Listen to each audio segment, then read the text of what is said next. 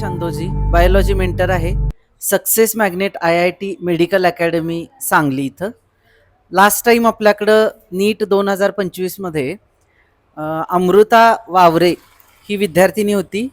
तिला एकूण बायोलॉजीचा स्कोर किंवा तिनं कसा अभ्यास केला किंवा टोटल नीटचा स्कोर आणि त्याबद्दल तिला काय तिचं मत आहे हे आपण जाणून घेऊया आज.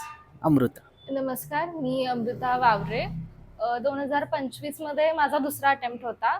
त्याच्यासाठी मी SMC ला जोडले गेले, कारण की मला ह्यांच्याबद्दल खूप ऐकलं होतं. म्हणजे सर असतील, योगेश सर असतील, दीपक सर असतील, त्यांच्याबद्दल त्यांच्या एक्सपिरियन्सबद्दल खूप माहिती होतं आणि असं झालं होतं की इकडे गेलं तर नक्कीच सिलेक्शन होईल, म्हणून मी इकडे आले होते.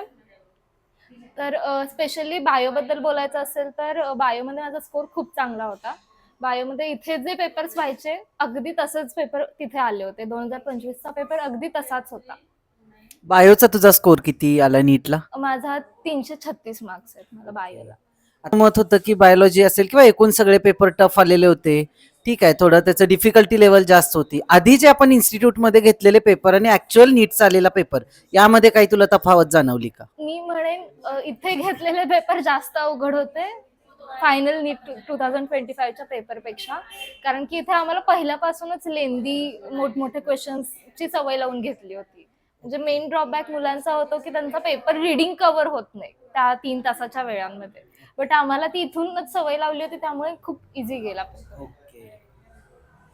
आता सध्या तू गव्हर्नमेंट मेडिकल कॉलेज मिरजला तुझा आता पहिल्या वर्षाला तू आहेस. ओके, तिथं तू आहेस.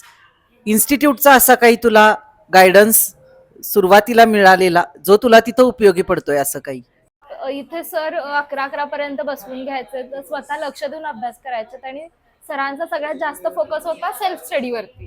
त्यामुळे इथे ती सवय लागली सेल्फ स्टडी कसा करायचा. जेव्हा आपण युनिव्हर्सिटीमध्ये जातो, म्हणजे फर्स्ट इयर सेकंड इयरला जातो, तिथे कोणीही येऊन आपल्याला नाही शिकवत की तुम्ही असा अभ्यास करा किंवा तसा अभ्यास करा.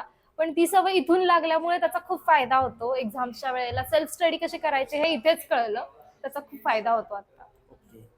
आता लास्ट टाइम असं म्हटलं जाते फिजिक्स केमिस्ट्री, फिजिक्स तर जास्तच टफ आलेला होता. केमिस्ट्री असेल आणि बायो पण असेल पण फिजिक्स केमिस्ट्री जास्त, त्याबद्दल तुझं काय मत आहे?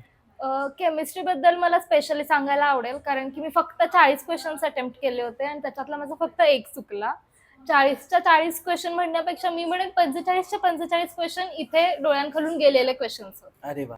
सगळे त्या प्रकारचे किंवा त्या टाईपचे, फक्त न्यूमेरिकल चेंज असे काहीचे क्वेश्चन्स आले होते. त्यामुळे केमिस्ट्री तर खूप सोपा गेला. फिजिक्समध्ये ज्या स्ट्रॅटेजीने आम्हाला शिकवलं होतं किंवा ज्या स्ट्रॅटेजीने पेपर सॉल्व्ह करायचं हे सांगितलं होतं, त्या स्ट्रॅटेजीज खूप उपयोगाला आल्या, की म्हणजे हा क्वेश्चन सोडायचा आहे, हा क्वेश्चन करायचा आहे. हे सगळं खूप उपयोगी झालं.